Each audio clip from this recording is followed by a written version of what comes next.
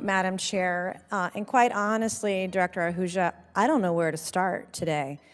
You can't or won't answer our questions, or maybe you're ignoring me right now as I'm speaking to you. You can or won't answer questions about whether or not the federal government funds sex change surgery on kids. Some on the left are calling that gender-affirming care. Quite frankly, it's worse than that. There's no scientific data to support it. And just because someone doesn't agree with chopping off the private parts of a 15-year-old doesn't mean we are bullying children. I find it ridiculous. Do whatever you want to do as an adult, but by God, don't do it to our kids. And I find it offensive that my colleagues on the other side of the aisle are calling us bullies because we don't want to chop off the breasts of a 15-year-old girl, and we certainly don't want the federal government funding it.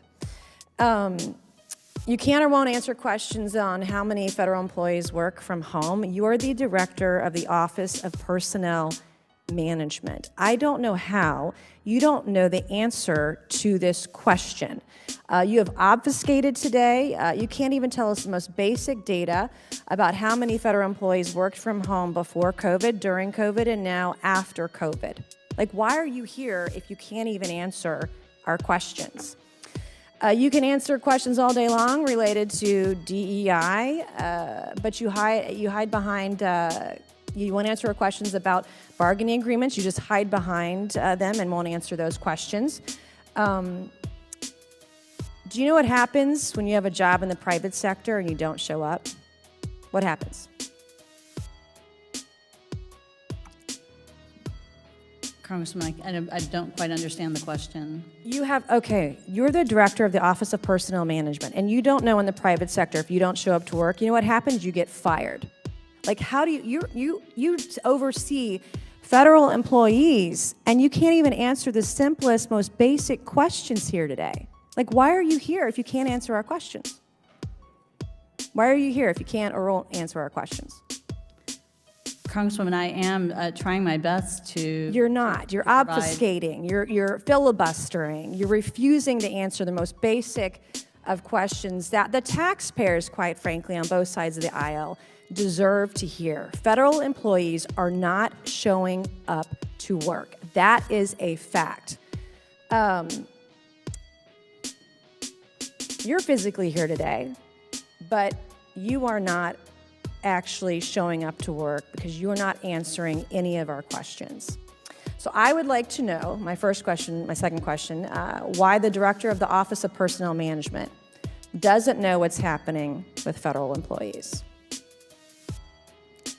Well, Congresswoman, I do take issue with that characterization. I've shared a lot today on our guidance, our processes, how we're supporting agencies, whether it's telework, remote work, the benefits. You haven't. Do you think the American taxpayers who sign the front of your paycheck, do you think that they deserve answers?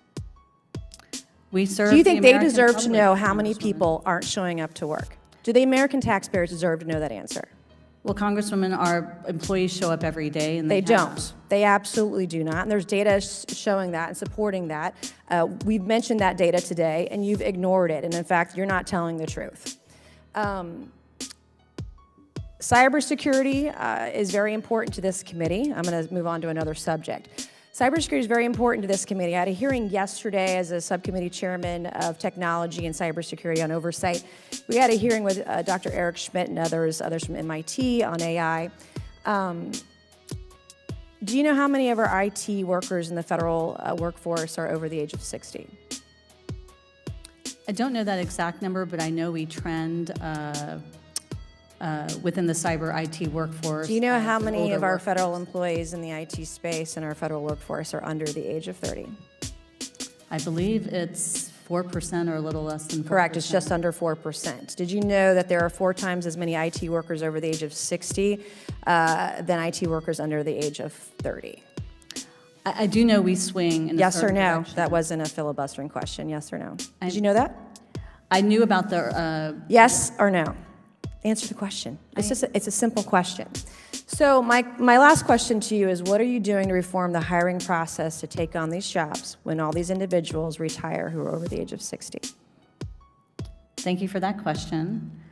We actually have a robust cyber talent management plan that we are looking to submit to Congress very soon that is going to focus on hiring flexibilities and other efforts across government, similar to what we've done with DOD and DHS. It is about increase in pay, other flexibilities, so we can bring in cyber talent. Does that include like education as well? Because there are a lot of IT workers that don't need a four-year college degree to do those jobs. I'm sorry, could you repeat? Does that include education considerations? Like you don't need a four-year degree to be a computer IT engineer? No, absolutely. We have a whole effort around skills-based hiring, and the IT cyber community is a perfect example of it. Doesn't matter like where you get your skills or, you know, whether you got a particular degree or education, but actually that you have those skills. Thank you, Madam Chair, and I yield back. Thank you. Thank you, Ms. Mays. Thanks for watching, everybody. Make sure to hit that subscribe button, turn on your notifications so every time I put out a video you can know about it. It'll come up in your feed. Hit that like button if you liked it, and be positive. Peace.